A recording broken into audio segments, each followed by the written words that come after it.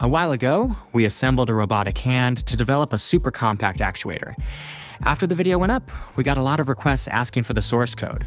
So I'll try my best to convince our director. Hopefully, we can release it soon. Today, we're finally gonna move the hand. Like I said before, the structure isn't exactly made for gripping things, but still, we've got to give it a try. Helping us today is our deputy manager from the control team. You might have seen him briefly in a past video. He's the one who usually brings all our prototypes to life. As for me, I make videos. I don't code. But when the command is entered, the fingers move. Just like that. Oh, and we added something new. Bluetooth control. Now it works with the mobile app. I designed several icons, and each one controls a different movement. I figured this robot hand could at least play the most fair game in the world: rock, paper, scissors.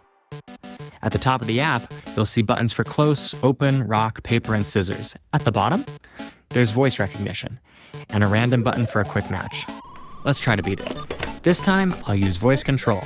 In Korea, we say it like this. 가위바위보. Welcome to Love Machine. 가위바위보.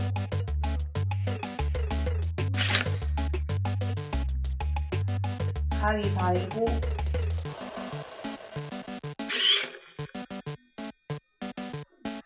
가위바위보.